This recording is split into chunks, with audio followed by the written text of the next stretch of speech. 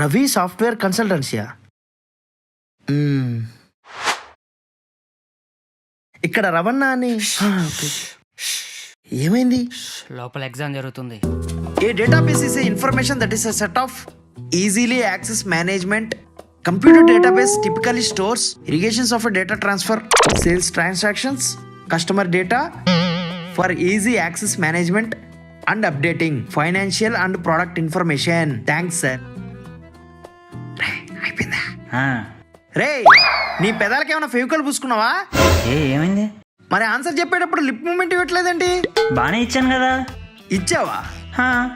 సరే, ప్రోటోటైప్ అని చెప్పురా. ప్రోటోటైప్. మూతి ముంగిస్లా పెట్టుకుంటే ప్రోటోటైప్ అయిపోతుందా? నేను ఇచ్చిన ట్రైనింగ్ అంతా ఏం చేసావు? అంటే ఇప్పుడు జాబ్ రాదా సార్? జాబ్ వస్తే వచ్చి సర్టిఫికేట్ తీసుకెళ్ళు. రాకపోతే ఆ ఫీజు కట్టి సర్టిఫికేట్ తీసుకెళ్ళు. పో. ఎక్కడి నుంచి వస్తారా మా ప్రాణాలు దీనానికి? Hello sir, good morning. నా పేరు హర్షవర్ధన్. నా పేరు రవితేజ. తెలుసు సార్, బయట మంచి టాకు జాబ్లు ఇప్పిస్తారంట కదా సార్. ఎందుకు మన ఇద్దరం సీక్రెట్ గా మాట్లాడుకుంటున్నాం? ఇక్కడ ఏదో ఇంటర్వ్యూ జరుగుతున్నాయని, అందుకని మెల్లిగా మాట్లాడుతున్నాను సార్. ఇంటర్వ్యూ అయిపోయి చాలాసేపు అయింది కానీ పాయింట్కి రా. సారీ సార్, అంటే జాబ్ కావాలి సార్. ఏ జాబ్ కావాలి? అంటే ఏ జాబ్ అన్న ఇప్పిస్తారా? ఎంఎన్సీయా స్టార్టప్పా? ఎంఎన్సీ. మీ ఫోర్సెస్ లో కావాలా, ఇన్సెంచర్ లో కావాలా, క్యాప్ తేజాలో కావాలా, మ్యాగ్నిజెంట్ లో కావాలా? హైయెస్ట్ ప్యాకేజ్ ఏది ఉంటే అదే ఇవ్వండి సార్. పెద్ద ప్లానే. నీకు జాబ్ రావాలంటే 2 స్టెప్స్ ఉన్నాయి. 1, కోచింగ్లు తీసుకొని నిద్రాహారాలు మాని ఎగ్జామ్ ప్రిపేర్ అయ్యి ఎగ్జామ్లు రాసి ఇంటర్వ్యూ అటెండ్ అయ్యి జాబ్ తెచ్చుకోవడం.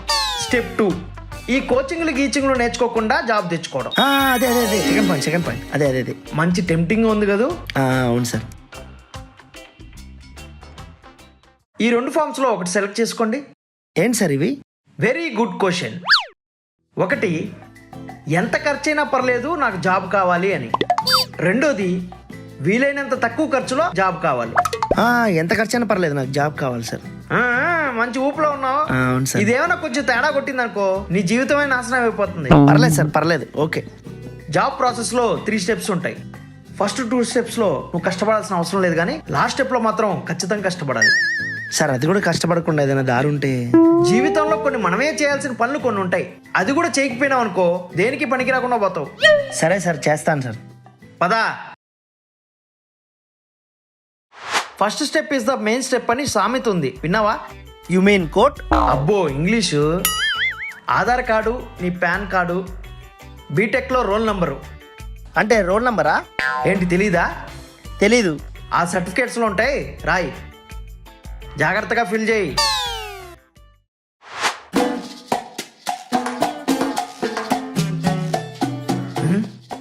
రేయ్, నేను డాన్స్ ఏమనలేదురా.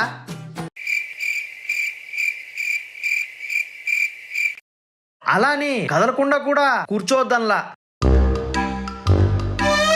రేయ్, నన్నెందుకు చూస్తున్నావురా?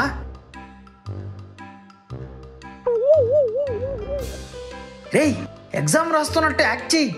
చాలు, ఇక చాలు. ఎగ్జామ్ రాయరా అంటే అరుస్తావేంట్రా? లేకపోతే ఏంటి సార్, యాక్టింగ్ రాకే కదా సాఫ్ట్వేర్ జాబ్లో జాయిన్ అయింది. మళ్ళీ ఇక్కడ యాక్టింగ్ చేయమంటే ఎలాగా? నువ్వు పోరా బయటికి. పోతాను సార్, పోతాను. ఇట్లాంటి వాళ్ళకంతా జాబ్ ఇప్పియాలంటే.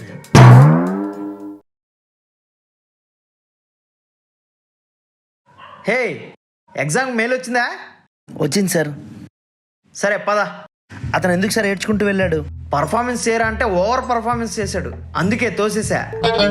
అంటే పాపం అతను ఎగ్జామ్ డబ్బులు ఇచ్చే వాడికే అంత నెగ్లిజెన్సీ ఉంటే నాకెంత ఉండాలి డబ్బులు తీసుకునేవాడిని. సార్, అర్థం కాలేదు సార్.